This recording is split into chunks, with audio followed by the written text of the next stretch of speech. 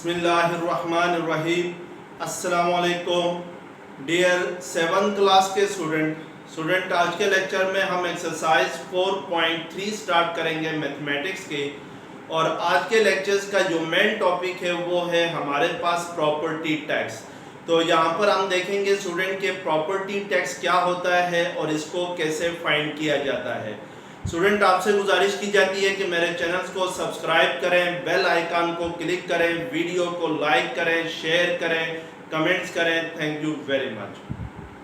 तो property tax को समझने से पहले स्टूडेंट हम ये देखते हैं कि जो टैक्स है ये किस लैंग्वेज का वर्ड है। तो याद रखें कि टैक्स जो है ये लैटिन लैंग्वेज का वर्ड है, यानी the word tax is derived, the word tax is derived from the Latin word. The word tax is derived from Latin word taxo. यानी जो वर्ड टैक्स है ये लैटिन वर्ड से डिराइव्ड है, जिसको लैटिन कहते हैं लातीनी ज़बान को, यानी ये लातीनी ज़बान का लफ्ज है जो कि लातिनी में इसको क्या कहते हैं, टैक्सो कहते हैं। अब टैक्सो का क्या मतलब होता है कि it is the amount of money which pays by public to the government for public service. यानी ये वो अमाउंट ऑफ मनी होती है, वो रकम होती है जो पब्लिक यानी अवाम पे करती है गवर्नमेंट को, किसके लिए, फॉर पब्लिक सर्विस, यानी अवाम की जो सर्विसेज है उनको, उनके लिए। जैसे लेट्स सपोज स्टूडेंट के अगर गवर्नमेंट कोई हॉस्पिटल बनाती है तो ये जो हॉस्पिटल है ये पब्लिक सर्विस में आता है। अब गवर्नमेंट ये हॉस्पिटल कैसे बनाती है, जब आवाम जो है वो गवर्नमेंट को टैक्स पे करेगी तो उस टैक्स के पैसों से गवर्नमेंट फिर हॉस्पिटल्स बनाएगी, इसी तरीके से रोड्स बनाएगी, इसी तरीके से स्कूल्स बनाएगी, इसी तरीके से मुख्तलिफ किस्म के जो पब्लिक प्रोजेक्ट होते हैं वो क्या करेगी, कंस्ट्रक्ट करेगी government by using the amount that pays public to the government। अब स्टूडेंट हमने यहाँ पे ये देखना है कि टैक्स की कितनी टाइप्स हैं। तो याद रखें कि टैक्स की टोटल 3 डिफरेंट टाइप्स हैं। तो मैं यहाँ पर उन टाइप्स को लिखता हूँ कि जो सबसे पहली type say that is called property tax, यानी फर्स्ट टाइप ऑफ टैक्स क्या है, प्रॉपर्टी टैक्स है। सेकेंड टाइप ऑफ टैक्स है डायरेक्ट टैक्स है, और थर्ड टाइप ऑफ जो टैक्स है वो है आपके पास जनरल सेल टैक्स है, जनरल सेल टैक्स है, जिसको शॉर्ट फॉर्म में आप GST भी कहते हैं। G for general, S for sale, T for tax. अब स्टूडेंट सबसे आज का हमारे पास जो टॉपिक है वो है प्रॉपर्टी टैक्स। तो आज हम यहाँ पे ये समझेंगे कि प्रॉपर्टी टैक्स क्या होता है। प्रॉपर्टी टैक्स वो अमाउंट होती है जो कि पब्लिक ने पे करनी होती है टू द गवर्नमेंट, यानी गवर्नमेंट को पे करनी होती है ऑन द प्रॉपर्टी, यानी प्रॉपर्टी के ऊपर जो टैक्स लगता है वो क्या कहलाता है, प्रॉपर्टी टैक्स कहलाता है।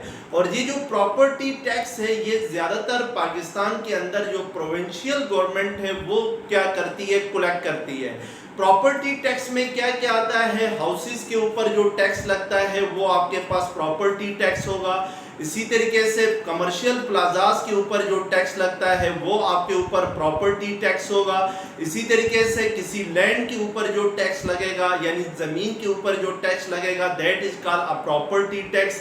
तो इट मीन्स कि जो भी प्रॉपर्टी के ऊपर जो टैक्स होगा that is called property tax कहलाएगा।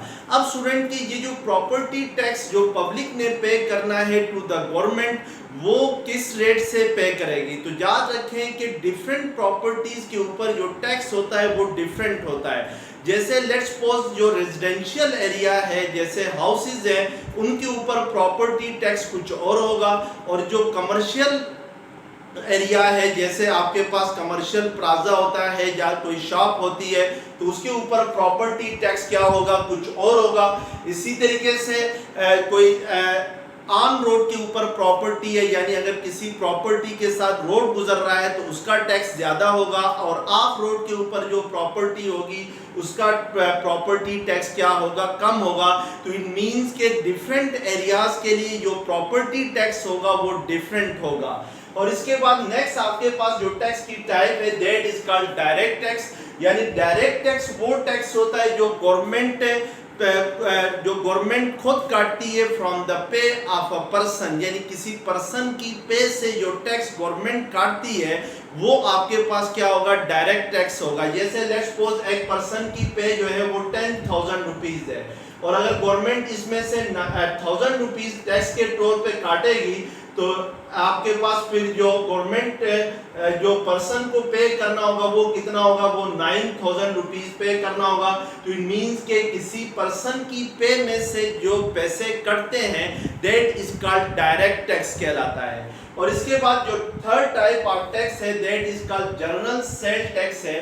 जनरल सेल टैक्स वो टैक्स होता है जो आप चीज़ें बाई करने जाते हैं मार्केट वगैरह में, कोई कपड़े खरीदने जाते हैं या कोई और प्रोडक्ट आप बाई करने जाते हैं तो उस प्रोडक्ट के ऊपर फिर लिखा हुआ होता है कि जनरल सेल टैक्स लिखा हुआ होता है। जैसे लेट्स सपोज दो चीज़ें लिखी होती हैं हर प्रोडक्ट के ऊपर। जैसे लेट्स सपोज अगर मैं ये मार्कर खरीदने जाऊं तो इस मार्कर के ऊपर जो प्राइस होगी वो दो टाइप्स की प्राइस होगी।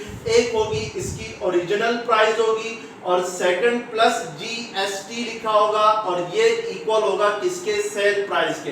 लेट्स सपोज अगर इस मार्कर की ओरिजिनल प्राइस 100 रुपीज है और इसके ऊपर जो टैक्स लगा है वो 15 रुपीज लगा है, तो टोटल इसकी सेल प्राइस क्या होगी, 115 रुपीज होगी। इसका मतलब ये हुआ कि जनरल सेल टैक्स जो होता है वो कौन पे करता है, वो बायर पे करता है टू द सेलर। यानी जो बायर है, जो खरीदने वाला है, शॉपिंग करने वाला है, वो सेलर को जो बेचने वाला है उसको जो टैक्स पे करेगा वो क्या होगा, जनरल सेल टैक्स होगा। और जनरल सेल टैक्स भी डिफरेंट प्रोडक्ट के ऊपर क्या होता है, डिफरेंट होता है। जैसे कोई इंपोर्टेड प्रोडक्ट है तो उसके ऊपर जनरल सेल टैक्स ज़्यादा होगा, और अगर कोई लोकल प्रोडक्ट है तो उसके ऊपर जनरल सेल टैक्स क्या होगा, कम होगा। तो इसी तरीके से हम क्या करते हैं, ये टैक्स के एरियाज को डिवाइड करते हैं 3 टाइप्स में। प्रॉपर्टी टैक्स वो टैक्स होगा जो किसी प्रॉपर्टी के ऊपर लगता है। डायरेक्ट टैक्स वो टैक्स होगा जो किसी पर्सन की पे में से डायरेक्टली गवर्नमेंट क्या करती है, काटती है।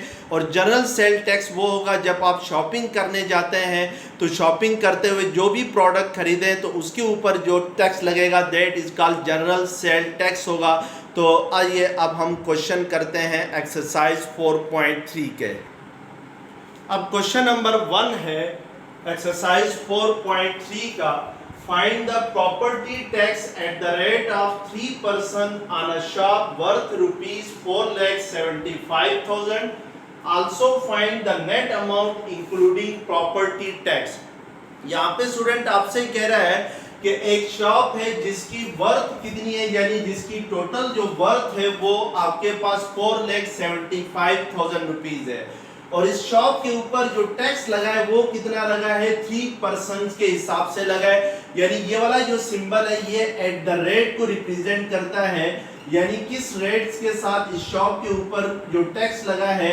इट मींस के मैं यहाँ पर eight the rate of 3% shop के ऊपर क्या लगा है, टैक्स लगा है। Also find the net amount including property tax, यानी प्रॉपर्टी टैक्स मिलाकर इस शॉप की जो टोटल कीमत है वो आपने क्या करनी है, फाइंड करनी है।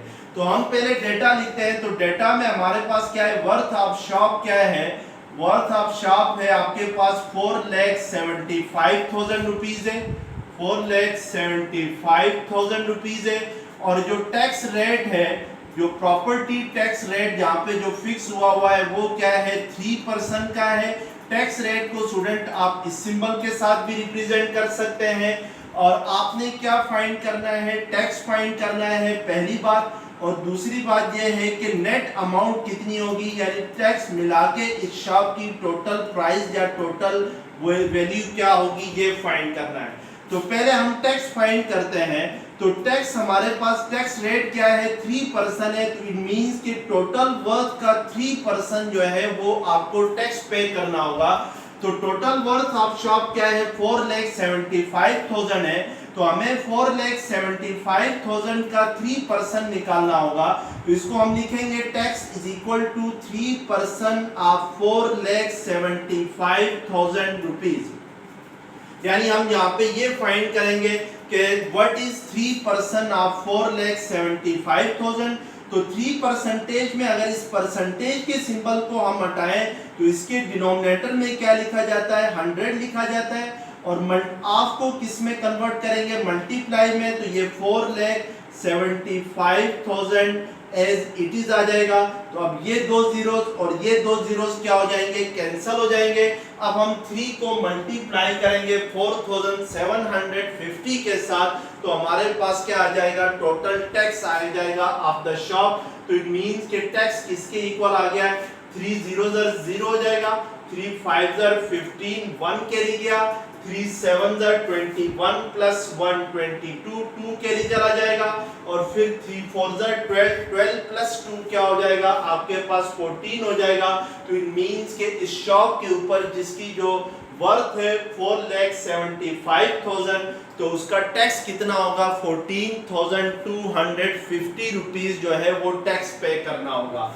अब हमने इस शॉप की total amount, total value find करनी है इंक्लूडिंग टैक्स, यानी टैक्स को मिला के इस शॉप की टोटल वैल्यू क्या होगी। तो इट मींस कि जो नेट अमाउंट ऑफ शॉप होगी, शॉप जो होगी वो, या टोटल वैल्यू ऑफ शॉप होगी, वह इसकी वर्थ कितनी है शॉप की, 4,75,000 रुपीज है, प्लस टैक्स कितना पे करना होगा, 14,250 रुपीज पे करना होगा। तो इट मींस के 4,75,000 में अगर 14,250 को ऐड किया जाए तो total value of the shop आ जाएगी। तो ये 250 ये इट इज आ जाएंगे, ये 4 प्लस 5 क्या होगा, 9 होगा, फिर 1 प्लस 7 क्या होगा, 8 होगा। तो इट मींस की जो टोटल वैल्यू जो होगी शॉप की वो कितनी होगी, 4,89,250 rupees will be the net amount of shop. यानी अगर कोई बंदा इसको खरीदना चाहता है शॉप को, तो उसको इतने रुपीस क्या करने होंगे, पे करने होंगे। तो this is the total worth of the shop. अब क्वेश्चन नंबर 2 है, value of a shopping centre is ₹56 lakh. यानी एक शॉपिंग सेंटर है जिसकी वैल्यू कितनी है, 56 लाख है। Find the property tax paid by honour eight the rate of 3.5%। और आपसे कह रहा है कि प्रॉपर्टी टैक्स फाइंड करें, और प्रॉपर्टी टैक्स किस रेट से ले रही है गवर्नमेंट, 3.5% के रेट से। यानी इस हिसाब के साथ गवर्नमेंट जो है वो इस शॉप के ऊपर टैक्स ले रही है। आगे आपसे कह रहा है, if there is a rebate of ₹50,000 in tax for maintenance. और अगर यहाँ पर गवर्नमेंट जो है वो 50,000 का रिबेट दे रही हो, तो फिर जो टोटल जो टैक्स अमाउंट होगी वो क्या होगी। अब यहाँ पे स्टूडेंट आपके पास जो नया लफ्ज आ रहा है वो आ रहा है रिबेट। रिबेट कहते हैं किसी छूट देना, यानी अगर आप गवर्नमेंट जो है वो इसमें एक रिलीफ दे रही है, 50,000 में टैक्स जो है वो माफ कर रही है, ताकि उस शॉप को क्या किया जा सके, मेंटेनेंस उसकी की जा सके।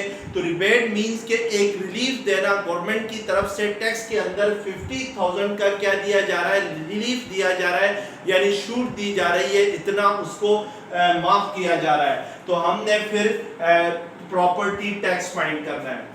तो सबसे पहले हम यहाँ पे देखेंगे कि टोटल वैल्यू ऑफ शॉप क्या है। यानी वैल्यू ऑफ शॉप से शॉपिंग सेंटर है, वैल्यू ऑफ शॉप है आपके पास 56 लाख है, 56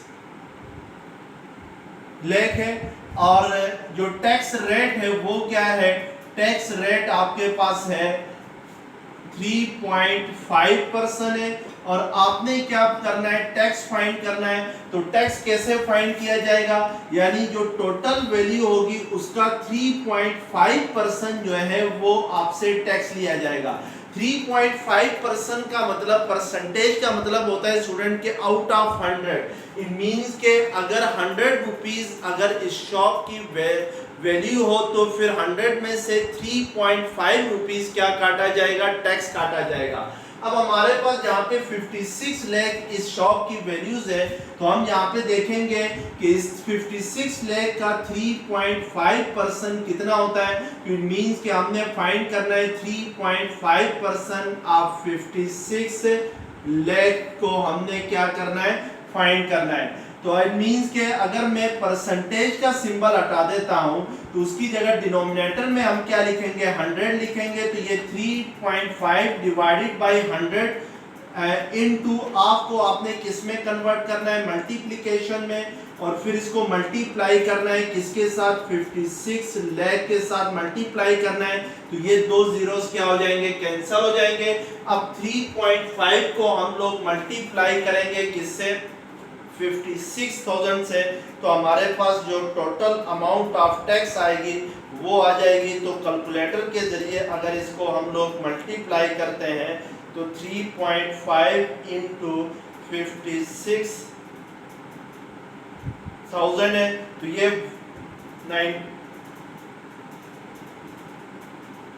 1,96,000 जो है वो आपने गवर्नमेंट को क्या करना होगा, पे करना होगा एज अ टैक्स, यानी टैक्स के लिए रिस्पेक्टिव आपने गवर्नमेंट को कितने रुपीस पे करने होंगे, 1,96,000 रुपीस पे करने होंगे।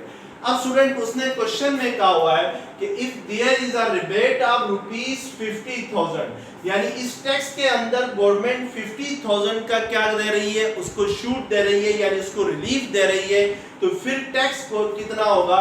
तो अगर टैक्स आफ्टर पेइंग रिबेट, यानी जो गवर्नमेंट रिबेट पे करने के बाद फिर गवर्नमेंट को कितना टैक्स देना होगा, तो ये हम चेक करेंगे आफ्टर रिबेट। वो आप क्या करेंगे कि जो आपके पास टैक्स आ गया है 1,96,000 जो आपके पास टैक्स आ गया है, इसमें से 50,000 को आपने क्या करना होगा, माइनस करना होगा। तो आपके पास फिर जो टोटल अमाउंट ऑफ टैक्स आएगा वो आ जाएगा। तो 1,96,000 में से हम लोग क्या करते हैं, 50,000 को माइनस करते हैं, तो ये हमारे पास 1,46,000 रुपीज क्या होगा, टैक्स अमाउंट आ जाएगी। तो इस तरीके से आपने क्या करना है, फाइंड करना है टैक्स आफ्टर रिबेट, यानी रिबेट मींस के जो गवर्नमेंट ने रिलीफ दिया है टैक्स के अंदर वो कितना दिया है, 50,000 का दिया है। तो टोटल टैक्स कितना बन रहा था, 1,96,000 बन रहा था। तो 1,96,000 में से 50,000 का रिलीफ दिया है, तो इट मींस के फिर हम उस 1,96,000 में से 50,000 को क्या करेंगे, माइनस करेंगे। तो हमारे पास 1,46,000 जो होगा वो टैक्स आ जाएगा। क्वेश्चन नंबर 3 है, हमारा paid property tax ₹35,000 eight the rate of 2.5% for a house, calculate the value of property. अब यहाँ पे स्टूडेंट क्वेश्चन में आपसे कह रहा है कि आमरा के पास एक हाउस है और इस हाउस का जो टैक्स दे रही है वो कितना दे रही है, 35,000 रुपीज वो टैक्स पे कर रही है। और किस रेट से कर रही है, 2.5% के रेट के साथ वो 35,000 रुपीज अपने हाउस का टैक्स पे कर रही है। अब आपसे कह रहा है calculate the value of property, यानी इस प्रॉपर्टी के जो वैल्यू, टोटल जो वैल्यू होगी वो आपने फाइंड करनी है। तो अब हमने यहाँ पे स्टूडेंट कि जो टोटल वैल्यू ऑफ प्रॉपर्टी होगी उसको लेट करना है या सपोज करना है x के equal. Let the total value of property या टोटल वैल्यू ऑफ हाउस होगा, क्योंकि उसके पास क्या है, हाउस का टैक्स दे रही है, तो प्रॉपर्टी इसके पास क्या है, हाउस है। तो हम यहाँ पे लेट करेंगे the total value of house is equal to x। अब इस x का वो 3 टू कितना किस रेट से वो क्या कर रही है, टैक्स दे रही है, 2.5% के रेट से वो टैक्स दे रही है। तो इट मींस के x का 2.5% वो टैक्स दे रही है। तो इट मींस के हमें पता है कि जो टैक्स अमाउंट ऑफ टैक्स है वो क्या है, 35,000 रुपीज है। और जो रेट ऑफ टैक्स है वो क्या है, आपके पास रेट ऑफ टैक्स है 2.5% है। तो इट मींस के मैं लिख सकता हूं कि 2.5% of x is equal to 35,000 लिख सकते हैं, क्योंकि यहाँ पे देखें कि टोटल अमाउंट ऑफ हाउस को हमने क्या लेट किया है, x लेट किया है। तो इट मींस के x का 2.5% कितना होना चाहिए, 35,000 होना चाहिए, क्योंकि उसने कहा हुआ है कि जो अमाउंट पे कर रही है, जो टैक्स अमाउंट है वो कितनी है, 35,000 है। तो इट मींस के x का 2% ले लूं तो वो कितना आना चाहिए, 35,000 आना चाहिए। अब 2.5% को आप क्या लिख सकते हो, 2.5 डिवाइडेड बाई 100 लिख सकते हो, और इस ऑफ की जगह आपने क्या लगाना है, मल्टीप्लिकेशन का सिंबल लगाना है, into x is equal to क्या आ जाएगा, 35,000 आ जाएगा। अब यहां से हमने x की वैल्यू फाइंड करनी है, तो x की वैल्यू फाइंड करने के लिए 100 सेकंड साइड पे जाके 35,000 के साथ क्या होगा, मल्टीप्लाई होगा, और 2.5 सेकंड साइड पे जाके क्या होगा, डिवाइड होगा। तो अब अगर हम कैलकुलेटर के जरिए इसको मल्टीप्लाई और डिवाइड करें तो 35,000 को हमने मल्टीप्लाई करना है 100 के साथ, तो ये आपके पास आ जाएगा, और फिर इसको 2.5 से डिवाइड करना है,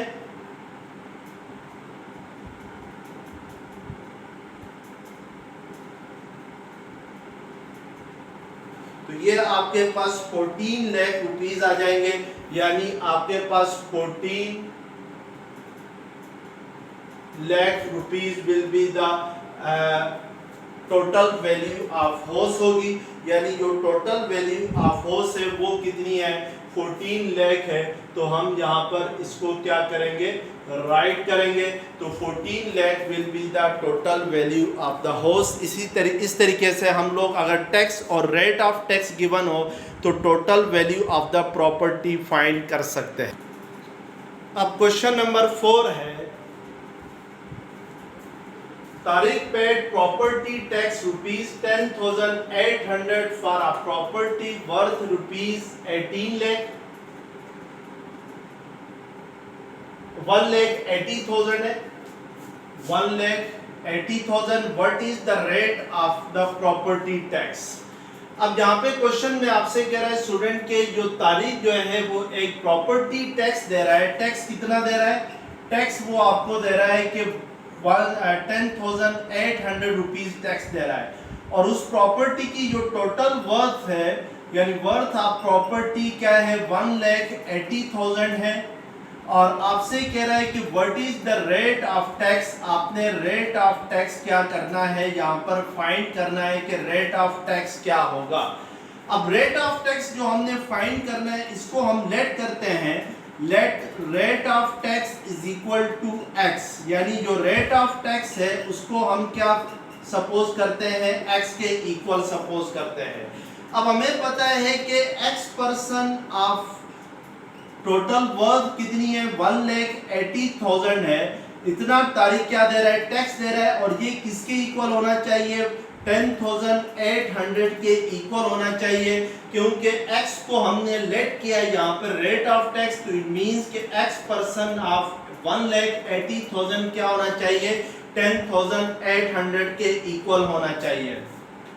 अब x% को आप क्या लिख सकते हैं, x/100 लिख सकते हैं, और ऑफ की जगह क्या लिख सकते हैं, आप मल्टीप्लिकेशन लिख सकते हैं, और इज इक्वल टू 1 लाख क्या आ जाएगा, 80,000 आ जाएगा, इज इक्वल टू क्या आएगा, 10,800 आ जाएगा। इट मींस कि यहाँ पे ये दो जीरोस क्या हो जाएंगे, कैंसिल हो जाएंगे, तो यहाँ से x किसके इक्वल आ जाएगा, 10,800 डिवाइडेड बाय 1,800 के इक्वल आ जाएगा।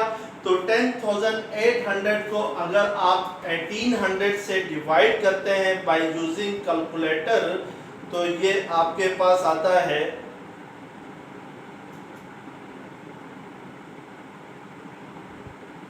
ये आपके पास किसके इक्वल आता है, 6 के इक्वल आता है। तो इट मींस के तारीख जो टैक्स पे करेगा 10,800 किस रेट से पे करेगा, 6% के रेट से के साथ ये क्या करेगा, टैक्स पे करेगा, यानी इट मींस कि जो टैक्स रेट है, रेट ऑफ टैक्स जो है वो आपके पास क्या आ जाएगा, 6% आ जाएगा।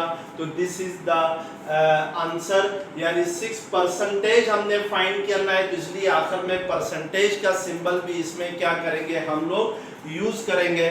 तो ये आपके पास क्या आ जाएगा, टैक्स रेट आ जाएगा, which is paid by Tariq to the government at the rate of 6%।